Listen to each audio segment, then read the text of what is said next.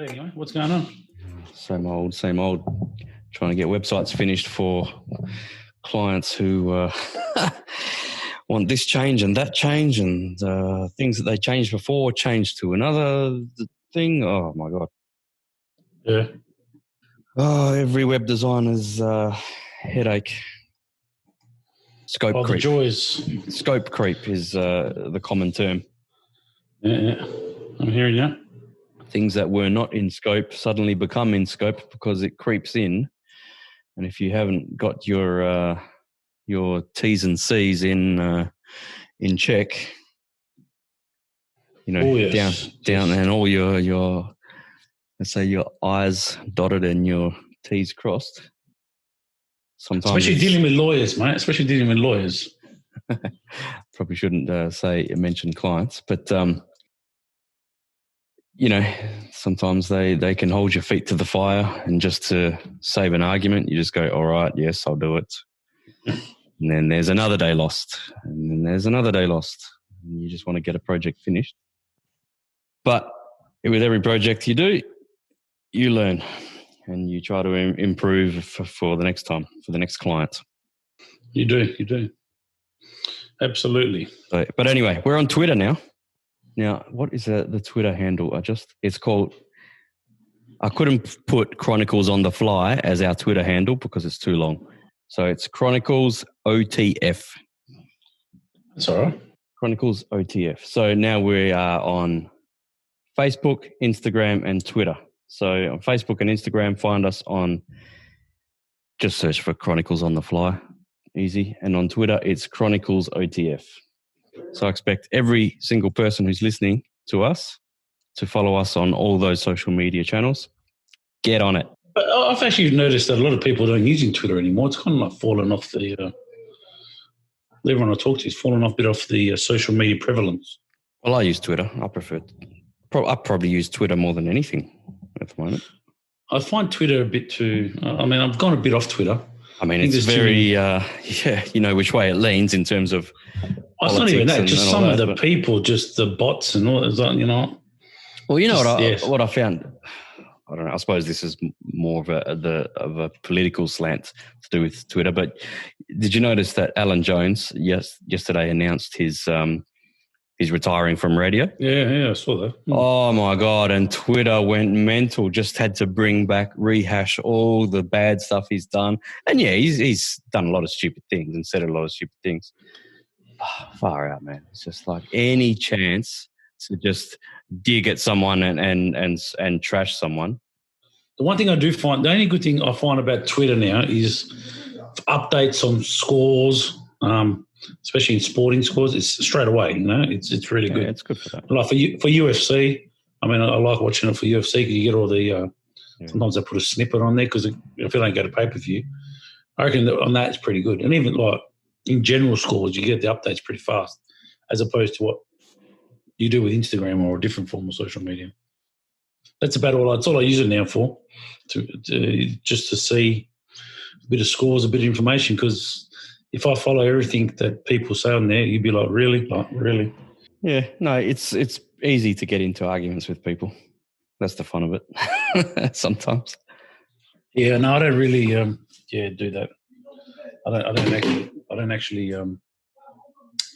I get myself too deeply involved in that sort of stuff. So you're talking to probably some young 14-year-old kid who knows nothing, sitting behind a computer. That's what I think about. Well, that's the same on any social media channel, really. It's not just unique to Twitter. But we're late. We'd normally been doing our podcasts on Saturday mornings, and we didn't do one last Saturday. So here's our midweek one. Well, it's Wednesday now, but whenever it goes out, I'm not sure. I'll try to get it up soon as possible. But yeah, and actually I was speaking to a cousin of yours yesterday, one of your many cousins. One of my 500.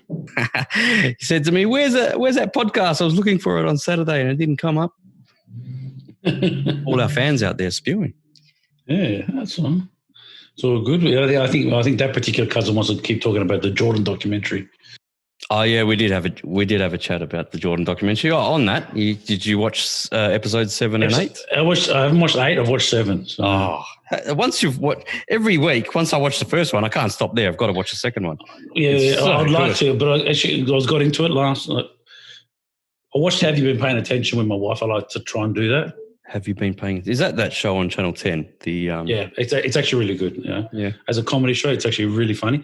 It's lost a bit of its appeal, obviously, because they're not having it person to person because they got to do it social distance. Oh, they're doing it with Zoom or something. What are they doing? Yeah, like on Zoom. Yeah, there's 5 Zoom screens, and like it's still funny, but not as funny as what it could be. Obviously, when they're all together. So I haven't seen that. I still enjoy it. I still enjoy it quite a lot. And I try and watch that with my wife because I know she likes it. And so I do that. And so The Last Dance, episode 7, I reckon, is the best one so far. It was brilliant. Probably the best part was how Michael Jordan got emotional about how, I suppose, how his teammates view him all these years later. You know, a number of them said that, you know, he's not a nice guy or wasn't a nice guy, but not in a way that they're trying to dig at him. It's just like, I think they can see, like, he had to be the way he was. He had to be so single-minded. I think it's put another perspective of it. You got to really take your hat off to him he's almost subhuman the way he committed himself to have that drive to win and to win in all aspects of life, whether it was golf, whether it was gambling, whether it was TV, whether it was anything. He just had that instinct to win. And I think those type of people that have that instinct, they're going to have that element of I'm the best and to try and lift you up. I think they're going to have that, that's trait. Exactly right. So, you know, the whole purpose of him berating his teammates in training was to challenge them, right? To get them to lift, to come up to his level. He was trying to pull them up, basically. And he knew how to get under his teammates' skin so that they would perform better when he needed them to. Very, very intelligent to understand individuals' personalities, I think. I mean, whether he just did that to everybody the same way or whether he knew how to play individual personalities, it probably wasn't as clear on that aspect. But yeah, I just thought, you know, like the way he, who was the player? Was it Burrell? Was that his name? Yeah, Burrell. The way he really drove him to improve his game, but Burrell all these years later didn't feel aggrieved about it. He understood why Jordan did what he did and the way he acted the way he did towards him. And Jordan respected him for it. And even Steve Kerr, who they had a punch up with, they both respected each other because of that or coming from that. I didn't know. When did he have it? Or does that come after? Oh, that might come in episode 8, yeah. So apparently they had a bit of fisticuffs. I personally wasn't a fan of Steve Kerr anyway. So. Okay, yeah. Yeah, that's another story. But yeah, Jordan's, you know, I think, you know, he lost control, lost his temper, and I think he just lashed out. And it wasn't something that Kerr did. It was just he was just the one on the receiving end, and he felt like shit afterwards. And he said he rang him up after training, and they cleared the air. But both of them said it made them respect each other more. You know, that incident. So yeah, it was very interesting. I don't think it's a shame, but it doesn't really give Luke Longley's perspective. I thought he probably deserved a little bit more. I've read something about Luke Longley. I think he's staying quiet during the airing of all this. I don't think he's giving interviews, apparently. So it'll be interesting to see after the series is finished whether he'll do an interview about it. But I think he's staying quiet. Mm. Because I haven't seen anything. You know, a lot of past players are doing interviews like on ESPN in America, obviously, and a lot of just, you know, basketballers, Australian basketballers even, who've been involved in the NBA are doing interviews like on SEN or, you know, whether it's 6PR or you know, radio stations, sport programs about the series, but nothing from Luke Longley at all. So it'd be interesting if he does an interview about it later on. It'd be interesting just to hear his perspective.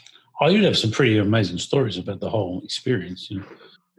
I mean, he was there, about 4 years at the Bulls? Yeah, 3 or 4 years, I think it was. So the last three championships, he won them all, didn't he? Yeah, he won. He was in the last 3 ones. Before that, he was at Minnesota, I think it was, the Timberwolves. Yeah, Timberwolves he was. What about after the Bulls? Did he go anywhere after the Bulls? He did, if I remember, to Phoenix, and then I think he might have done a stint at New York, I think. He did, but didn't play too long, from what I remember. Has he ever been involved in the Perth Wildcats? Yeah, he was. 1986, here we go. I'll just put up his stats. 1986 as a Perth Wildcat. Did he play for them? Apparently in 86, doesn't say how many games, but apparently he did. And then he was a Scotch college boy in Perth. And then he ended up at the University of New Mexico. And then he ended up at Minnesota Timberwolves, Chicago Bulls, did 4 years, Phoenix Suns and the New York Knicks. Oh, yeah. So, and he's an assistant coach of Australia at the moment. Right. So, well. Yeah, and was it episode 7 was, a lot about his father and... Well, actually, it all comes back to me now that I do remember that now when his father got murdered. It's like, the comeback was like, I remember there was a big thing at that time. Hence why he played baseball. It's all coming back. Yeah, that was a big part of the reason why he quit the game after the 3rd championship. And did you see baseball. That guy, what he said as well, the coach, he was actually how he trained, like before the game, before training, he trained, during training, then after training. I mean... After a game, he would continue training after that. And Terry Francona, who is the manager of Cleveland now, I mean, he was Jordan's coach in that minor league team. Mm. But yeah, he's a pretty well-known MLB coach.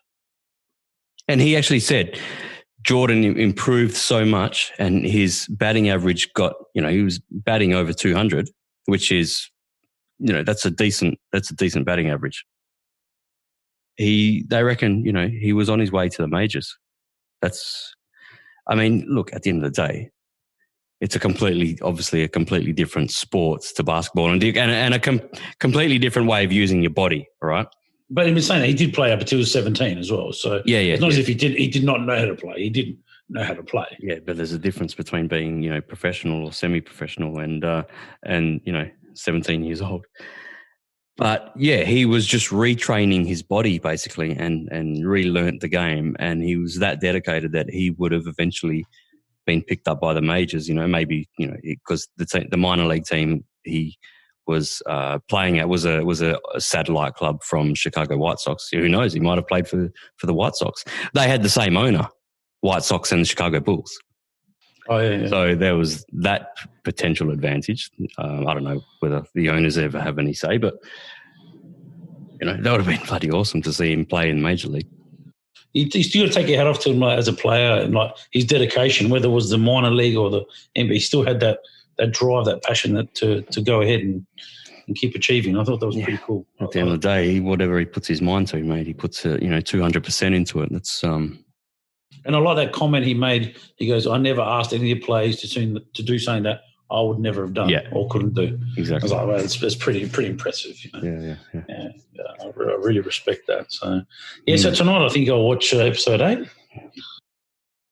It's a very addictive documentary, to be honest. It's brilliant. It's so well done. Have you seen the part about Scotty Pippen, how he sat out and didn't come back in the game? That was a bit of a sookie moment for Scotty. Yeah, he's an interesting character, isn't he? He likes to spit the dummy, or did like to spit the dummy a bit, Well, look, I can understand why he spit the dummy about his wage. I think he had all right to spit the dummy about that. Yeah, but he left the team in the lurch then because he was sitting out games, right? Well, first he went and had an operation during the season. This is early career, wasn't it? Operation on his foot during the season because he didn't want to miss his summer. Yeah. Well, no, he left it late. He did it at the end. He did it late in summer, so he wouldn't. Oh, right. So he missed that half the season. Right. Okay, that's right. So that was the early episodes, and then he wanted to be the key guy in that final play. I can't remember what the game was. Was it a playoff? Yeah, playoff. Yeah, against and Tony Kukoc did it. Was it Indiana? Was it the Indiana series? So what was that, 95? It was 95. Yeah, so it was the year when he was the man because Jordan wasn't playing. Yeah. Right, but Phil Jackson gave the play to Kukoc, who made the 2-pointer to win the game on the buzzer, which was brilliant. What a shot that was. Yeah, but Kukoc was a good. He was another as a player that probably didn't get the kudos or the respect that he probably deserved because he actually was a really good player. Yeah, Tony Kukoc. Yeah. Well, he was like the star in Europe when they drafted him. But yeah, I think poor guy. He didn't really. Like if you think of Chicago Bulls, obviously Jordan, Pippen, Rodman. But there was also like Kukoc was a great player. Steve Kerr, as much as I don't like him, was a good player. And Horace Grant, another great player. Yeah, and Grant goes off to Orlando and then comes back to Chicago to win the series, and he went mental, mate. He really threw it in their faces. Maybe you haven't seen that. Maybe that was episode 8. Yeah, because I don't think because they must have left on bad terms. I think I'm not sure. Grant and I don't know. They didn't really go into what the terms were that he left Chicago, but yeah, he loved it, beating them in the Eastern Conference playoff. That's for sure. In 95. So that was when Jordan came back just before the playoffs. Pretty much, he played a handful of games before the playoffs. If I'm correct. He was a good player, Horace Grant. There was another one that was kind of yeah, but I think he didn't like being in the shadow. Yeah, he was a really good player. He didn't get the respect he probably did deserve as well. Yeah. Another one. Yeah, no, I'm really getting into this series. It's awesome, and watching like YouTube clips afterwards of highlights and interviews with other players. And I don't know if you remember, but I used to do the old basketball card collections. I used to have I got to go find them. Man, I had thousands and thousands of cards. Did you? Of basketball cards. Yeah, I had. Did you ever have a Jordan card? Yeah, well, love to have it. I did, of course, I had Jordan cards, but not like the real good ones. Okay. The good ones you couldn't afford because back then. I had World Cup soccer cards. That was I had them too. I had Rocky cards. I had Rocky. Can you believe it? Rocky 4. I had Rocky 4 cards. I had basketball cards from the 85 to 92, 93 season. I reckon I had a handful of Kiss collector cards as well, actually. Oh, maybe yeah, I didn't think I had a few of them anyway. But they're the original 1980s or something Kiss collector cards. I've still got them. They had a couple of AFL football ones.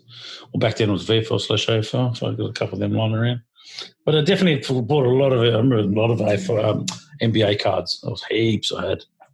I was going to say when the Bulls were going on this run, right, mate, I was not even aware. Like basketball didn't register for me whatsoever. See, for me, I was probably a little bit different. I did register a lot, and I used to like shoes. I don't know if you remember. I used to like shoes back in those days, right? Back then, I couldn't have picked a pair of Air Jordans out of a lineup, mate. I wouldn't have had a clue what they looked like. I remember begging my mother to get me a pair of, when I was in primary school, year 6 or year 7, to get me a pair of Jordans. There was like begging and pleading and wishing, oh, Ma, I want a pair of Jordans, I want a pair of Jordans, I want a pair of Jordans. Please, please. How much did they cost roughly back then? I can't remember how much the Jordans were, but I do remember the Reebok pumps that Dominic Wilkins wore back in 1990 or 91 were $299 a pair. I did have a pair of Reebok pumps once in primary school, but I don't think they were like the absolute expensive type. The ones that the Dominic Wilkins ones were the original pump, the original pump. I was like, Mum, please. She goes, there's no way I'm giving you $299 to spend it. And I can understand that because back then the wage was nowhere near. That's a lot of money. I mean, that even now it's a lot of money. That's like $600 now. Forget about 25, 30 years ago. It's huge, huge money. And then I remember I ended up getting a pair when I got to high school, towards high school, I got a pair of Adidas, and then I got a pair of Nike Air Force. The ones were worn by, at the time, I think Scotty Pippen actually wore them, Nike Air Force. No, sorry, Nike Air Solo Flight they were. No, Nike Air Flight. Scotty Pippen wore them, and so did David Robinson. And then I got a pair of Nike Air Force, which were worn by another basketball player, who it was at that time. Nike Air Force, yeah, I remember that name. Nike Air Force. I had a pair of Nike Air Force, and then I ended up getting I didn't get a pair of Reebok Converse, because Converse got back into the game, and then so did Adidas got it back into the game. So I was going through. So I went for a stage of the whole shoe, the Nike shoes and all that, which was pretty cool. But I always wanted a pair of Jordans, and I never got a pair of Jordans. Actually, to the point, and this is this one, when I went to Malaysia with my wife, my family, my whole family, was my family, my dad, and my brother-in-law, and my sister's family. We all went to Malaysia. We ended up going to this like a, what's it called? Like a DFO type thing, one of those shopping centres, like markets or something. And they had a Nike factory, a Nike shop there, right? And in Malaysia, they all got midget feet, right? Anyway, so I ended up going to this Nike shop, and I walk in there, and there's a pair of Nike Air. This is only last year, mind you. Nike Air Jordans, the Jordan 4s they were, but they were the black with the blue stripe, as opposed to, because he used to wear the black with the red stripe, because that's what the Chicago colours were. Anyway, and they were down from like converted to Aussie dollars from 300 Aussie dollars to about 120, 130, right? And all the sizes from they were size 12, 13, or 14. All the big sizes, all the small ones were left, right? They're gone. Everyone had the big feet. And I'm like, and I'm a size 13, 12, 13, thereabouts. And I go, I'm going to buy. I said, Paula, oh my God. I said to my wife, they got them. They got Jordan 4s. She goes, go buy them. I said, yeah, but they're the blue ones. I should really want she goes, if you don't buy it, you regret it. You regret not buying because you always wanted them. And you know what I did? I left, I didn't buy them, and then I come back and I'm like, oh my God, But what are you going to wear them for? Play basketball? No, just to wear my shoes, just shoes to wear. I've got a pair. I actually bought a pair of Reebok pumps as well, a retro pair, and they're like awesome. I love them. It just makes me feel young again, you know. It's an awesome feeling, you know. I put my Reebok pumps on. Everyone looks at me like, this is those old bloke wearing Reebok pumps, but so you know what? I like it. It makes me feel good. Yeah, Reebok pumps. Still got the box here, and I regret not buying those Jordan 4s. That would have been the first pair of Jordans, and they weren't expensive. And I'm looking back now, and I was like, no. If I ever get a chance to go back there, in a heartbeat, but I won't be there. But it's a shame, but that's life, you know. Well, just to finish up on TV stuff, have you been watching Sopranos? You were up. No, I haven't actually. I've started season 2, but I haven't had time, to be honest. I think it was last night I finished the last episode of season 1. Okay, yeah. So I'm catching up to you. Yeah. No, I've got to get back onto it. There's a few things even though we've been locked down or whatever, time seems to be going. Been doing probably a bit of work at home, a bit of study. So it all. Yeah. What are you studying?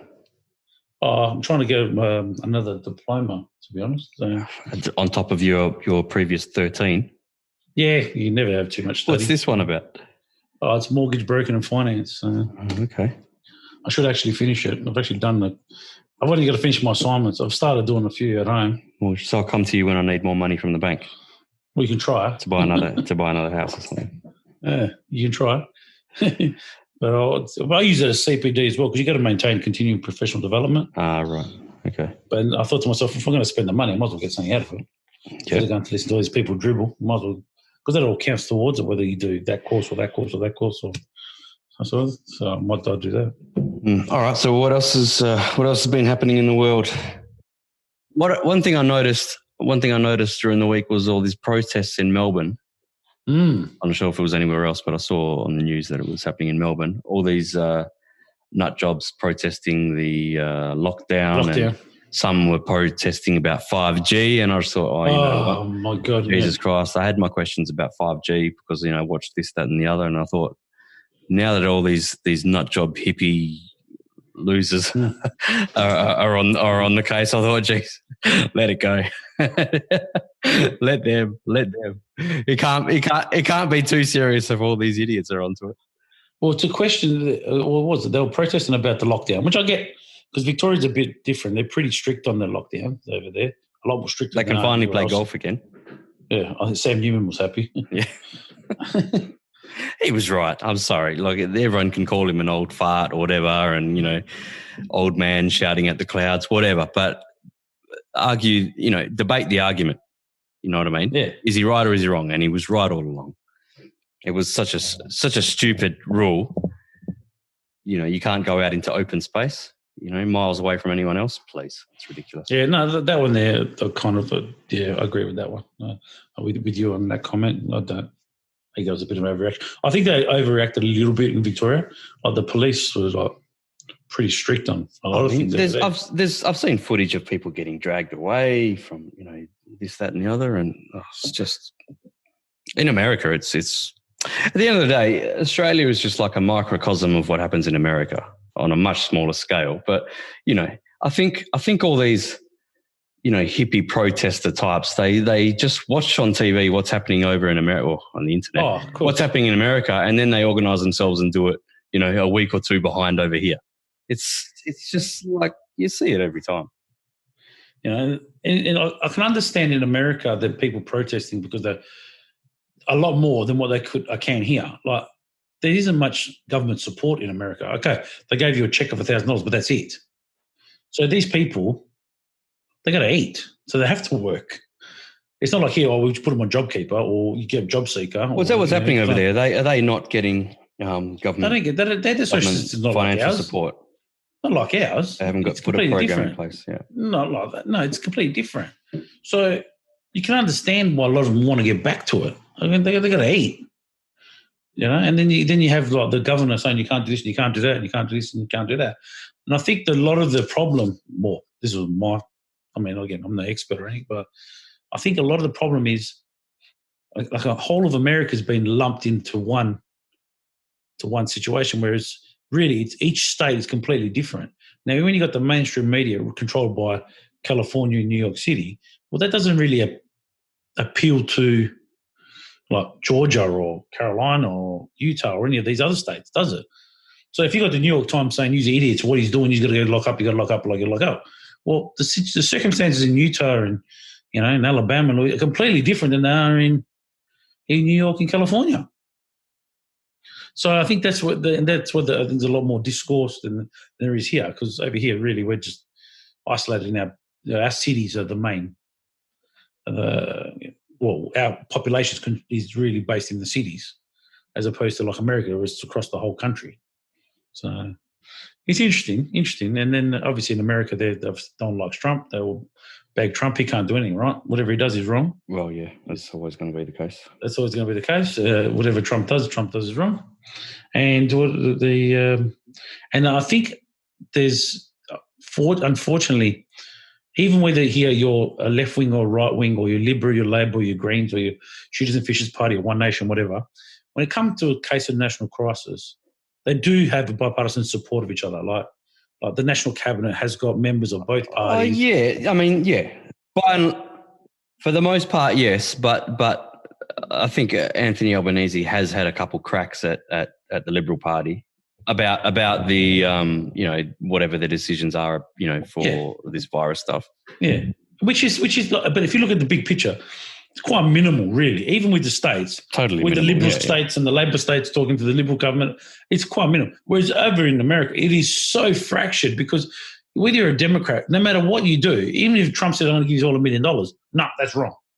And it's like the same with your Republican against a Democrat. It's like, so what's the matter with you people? You got a problem. You got to sort it out. Yeah, at the end of the day, those politicians over there, more than any probably other place in the Western world, don't give a shit about the people their constituents that they're supposed to represent.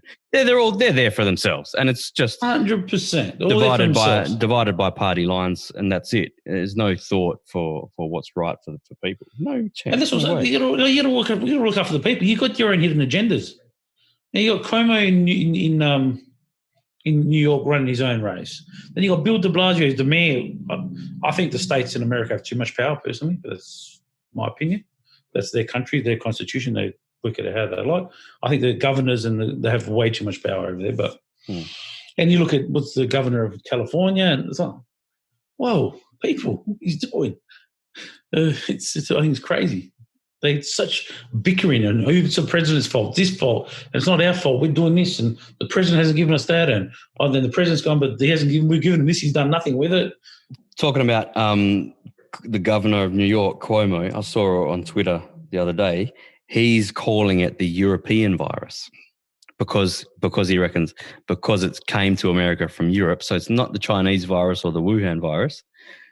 It's the European virus because, obviously they've got interests with China, so they don't want to offend them. So now it's the European virus. What a disgrace.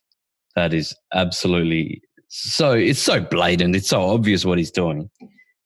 And he's been called out no end on Twitter and on social media. Yeah, I think he's a bit. He's another one that double standard. Like his brother was out running in the was exercising in public open space, and some bloke called him out. He goes, "Mate, you're the one that's on." Because his brother's a news reporter for CNN. Fredo. No, Andrew. Yeah. What's he? Do you know the Fredo story? No, which one's that one? So he was. This is probably a year or two ago now. Well, it was probably at least over a year.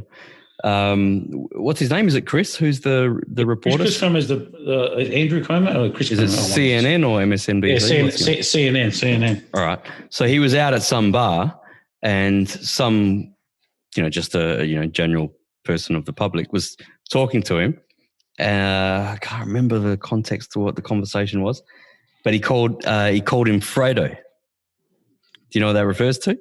The brother from Godfather. The dumb brother in The Godfather, yeah, exactly. Yeah, so basically, because his older brother is the governor, he's the dumb brother, and this Chris Cuomo was trying to, he went mental about it, and he was in the media going off about it because it was filmed, so it went viral, right, on social media, and he was going off that it's a racist slur against Italians. Fucking bullshit. It was just it was just an insult, basically, to say that you're the dumb brother. But he was trying to turn it around and say, this guy's being racist, and everyone who's repeating it is being racist, against Italians and that kind of thing. Mate, I tweeted at him multiple times. Whenever he was tweeting stupid things about it, I was just calling him Fredo, and so many other people on social media were doing it. Because if you're going to be insulted by that, it's ridiculous. The insult is that you're an idiot, not that you're Italian. So, mate, just embarrassing. The one, or Fredo there was the one having a dummy spit because he was out breaking quarantine rules and someone called him out. Okay, and did he get in trouble for it? Oh, well, never got reported, did it? Fox News reported it, but CNN wasn't going to report it, were they? What's been happening even in Australia really with it? Like, just switched off. I know there was no cases today. I don't think that much. I've got a feeling this is not from anything that I've seen or read or anything. I've just got this feeling that they're going to loosen restrictions or whatever, or get rid of most of or even all, who knows, eventually restrictions. But I reckon it's going to come up again. There's going to be like another wave, and then there's going to be another lockdown. I mean, that might not happen, but I'm making a guess at this point. Yeah, I'm just guessing that it's going to happen again. I'm no epidemiologist or doctor or nothing, but at one point in the world, you're going to have to face it. Till there's a cure or a vaccine, what are we going to do? Live the rest of our lives in lockdown? Well, yeah, I suppose this is part of my thinking. Yeah, it's like, I know there's only, like in WA, there's only, a handful of active cases. And I think, is one person in hospital, I think? One person. No, one person in ICU and 4 in hospital. Okay, so maybe 4 in hospital at the moment. But so I don't think it'll come from within WA, but someone coming here once they relax things. And that might be months and months down the track, but I just got this feeling that it's going to come back. Yeah, but what, we're never going to do anything. Oh, no, totally. You've got it. You can't shut down the state or the country forever. You've got to start moving on. But I just got this feeling that it's just, I don't know. Look, I might be wrong, and I hope I'm wrong. I'm just making a prediction. That's all. My gut's telling me that the politicians and the public servants really got a lot of power at the moment, and they like flexing their muscles. That's just the vibe I've got. That's my gut feeling. Oh, yeah. I mean, one of the things is, with the AFL. I was going to say the tracking app. They're not forcing everyone, but I don't know. It's kind of like I don't know. I think eventually it's going to become more enforced that you got to have this app. Well, one thing is, like here in WA, I think they're going to open up pubs and restaurants, but one of the conditions of entering is that you have to either have the app or you leave your name and details, contact details, right? Stuff that. That's bullshit. I'm not leaving my contact details, and so people can. I know that the idea is for the greater good. If anyone gets infected, they need to do the source tracking and that kind of thing. I get that. I'm just uneasy about that whole able to track where you've been, who you've been in contact with, who you've spent your time with. And what I find ironic is that they tell you, oh, sorry, you don't even have to put your real details in. You can use a fake name. I said, what's the point then? Hang on. I'm sure that it's connected to your phone number, and then all bets are off. So I know, but they're saying that's what they're saying. You don't have to use your real name. Oh, sorry, but there's 6 active cases in Western Australia, 1 in hospital in ICU. Exactly. All right. So I don't need to have the app on my phone when there's 6 active cases in the whole state of a population of 2 million. I'm sorry. Don't try to tell me that it's essential for everyone to have this app in place. And even like with opening, we're really reducing restrictions now. So we opening up pubs and clubs. Pubs and restaurants can have 20 people. I mean, seriously, honestly, if I'd actually be insulted if I was a restaurant owner. 20 people. So you're telling me if someone goes to the Camfield can only have 20 people? It's licensed for 3,000 people, and they're going to have 20. I mean, I suppose they could do That's it just by ludicrous on a proportion of square meterage or something like that. But at the end of the day, that's hard to work out. So it's much easier to just have a blanket ruling and that's it. But they're not going to open. What if I was the owner of the Camfield? Why on earth would I even turn the power on to serve 20 people? Yeah, I get that. Yeah. What? So it's 20 people are going to have. So they're going to have 20 hamburgers at $18 each, right? You run the numbers. Well, I'm going to open up a whole kitchen. I'm going to get a chef. I'm going to get a cook. I'm going to get a larder. I'm going to get a kitchen hand. I'm going to get a prep. Doesn't cover the wages. Even if they order the most expensive meal on there, it's still not going to cover the wages. Yeah, and look, that's probably the case whether you're the biggest pub in the southern hemisphere or whether you're a hole in the wall pub. It's probably the same. The only people going to benefit from this are your small little cafes that do mainly like takeaway, or they're going to have a little seat there. They might have 5 tables in there. That's it. Yeah. They're the ones that are going to win. They're the ones that are going to be open. Otherwise, why would anyone else open? It's not worth it. You'd be mad to. I think you'll be committing financial suicide. Well, you got to stock your fridge up, you stock your kitchen up. You got to do everything. It's like, no, please.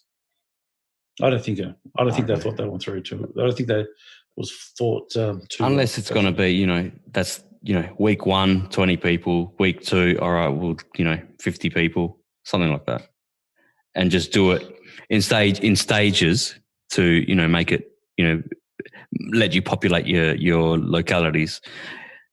More and more in stages. However, the stages have to be quick. You can't let it run for a month of 20 people in it. Well, they're saying 20 people. They're not going to review on June 18th. I'm like, man. Oh, really? Okay. Well, that's a month. That doesn't make any sense. It's like, come on, man. Seriously, June 18th. You're wasting my time. Yeah, no, that's not right. So that is a month because it's starting on May 18th. So yeah. June 18th is a month. Have you seen I think it's got to be reviewed week to week, not month to month. Anyway, so that's parts. I see they've relaxed the borders as well. So what are they letting in and out? No, the actual state borders closed. Yeah. Oh, those internal borders. Yeah, I think you can't go everywhere, but though, can you? No, which is still crazy anyway. You can go down south for a holiday. So they've combined. So if you go into business in Geraldton, this is your prime season to get like people come up there. Yeah, but I think a concern, and I'm not sure if I haven't looked at a region map to see what's open or not. But I think a concern is if you look at remote Aboriginal communities, for example. Yeah, but they're still locked down. They are still locked down? I was going to say, if you're allowed to go into those areas or regions, the potential damage that could do if someone or some people got infected in those regions, man, it would be chaos. That's correct. That's fine. But if you look at the map, right? So what's happened is they've done Perth, Peel, Wheatbelt, and Great Southern as one region. So you can travel for as far as north as probably, what would it be? Lancelin. Sure, so from Lancelin. No. Geraldton's in the Midwest. Oh, okay. Yes. So you're talking. I know the country town of Watheroo, but I don't think many people will know where that is. From there, as far east as probably past Hyden near Wave Rock, down to Albany and across. So picture that right left-hand corner of Western Australia. Then you have the Esperance Goldfields, and there's another region there. You're allowed to travel in between there, and then you have the Midwest, Pilbara, and I forgot the other name of the other region. But anyway, you can travel amongst. No, the Kimberley's completely locked down, and so you can travel within those borders. So it's like saying, man, why can't I go to Geraldton? Like, I'll get it, lock up the Aboriginal regions. Yes, I understand that, because you don't want that to want the virus to go rampant through there, right? But yeah, so it's here. So it's restricted. So you can travel between Southwest, Great Southern, Wheatbelt, and Perth, right? Then you can do Midwest, Gascoyne, and Pilbara, and then you can do Goldfields and Esperance. So if you're in those regions, you can travel.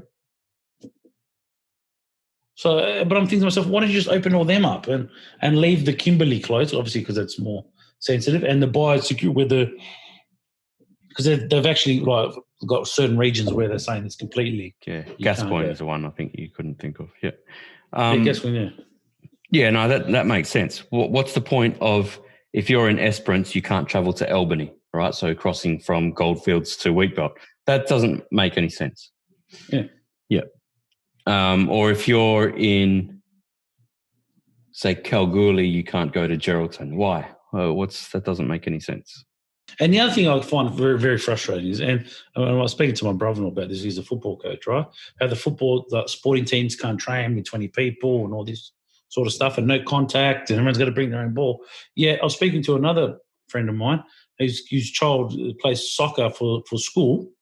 They're allowed to play. They're playing games amongst each other.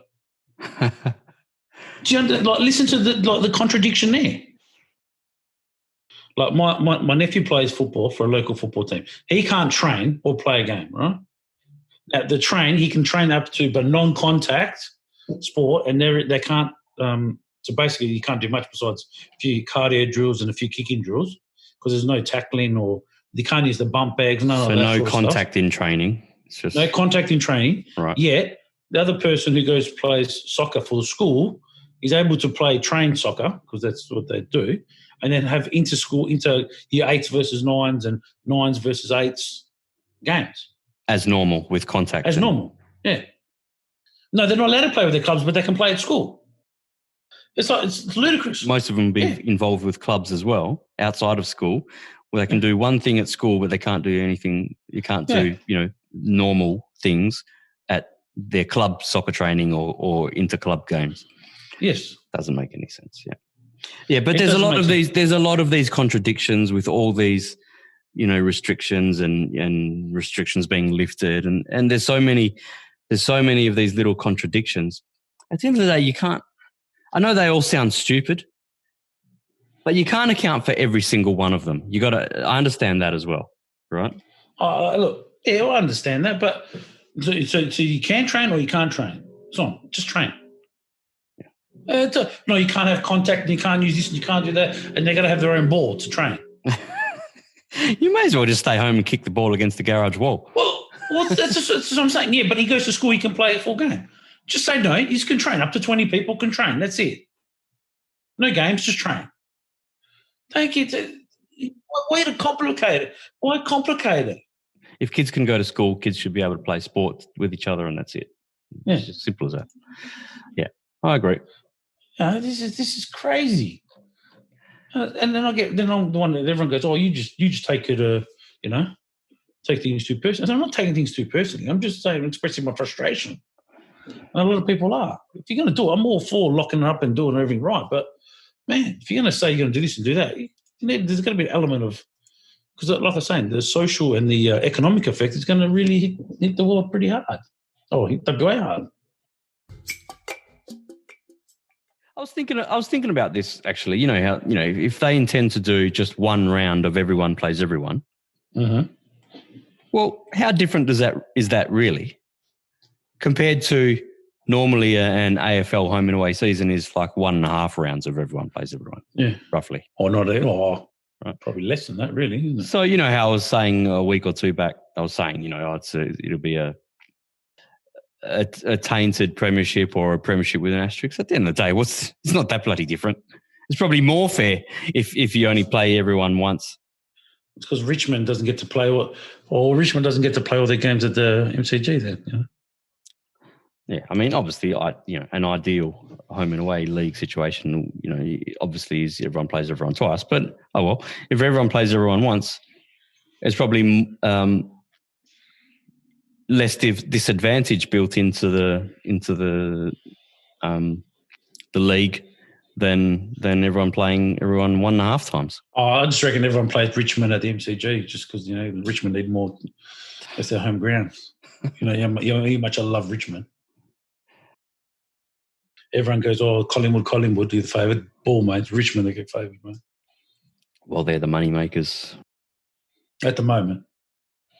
I think Richmond's got more. Richmond has the most members at the moment, don't they? Mate, they're closet members. I'm sorry. Because when 10 years ago when they were nothing, where was their membership? When they got spanked in 2007 by Geelong by 150 points, whatever, where was all their supporters? Where was all their membership? At least Collingwood's been consistent, whether they be spanked or not. They've always had high members. True or not? I know I'm going to upset a few Richmond supporters, but it's true. They all come out of the woodwork. Upset them, I don't care. Richmond supporters, I couldn't care less about. You look at Richmond, like out of the past 3 years, they all come out of the woodworks now. Before that, where were they? When everyone loves a winner. Yeah, what was his name there? What was that famous coach? The 5-year plan. What was his name? The ex-Bulldog coach, Terry Wallace, and his 5-year plan. Where were all the supporters then? There was none around then. They didn't have the highest membership then. I don't know. Anyway, sorry, Richmond supporters. Just a little bit upset with the AFL. I don't think that many of them listen to us. Don't worry. All right, it's almost my dinner time, so how about we do a shorter one this time around? Yeah, no dramas. Take care. I'll speak to you later. Okay. Ciao, mate. Ciao. Good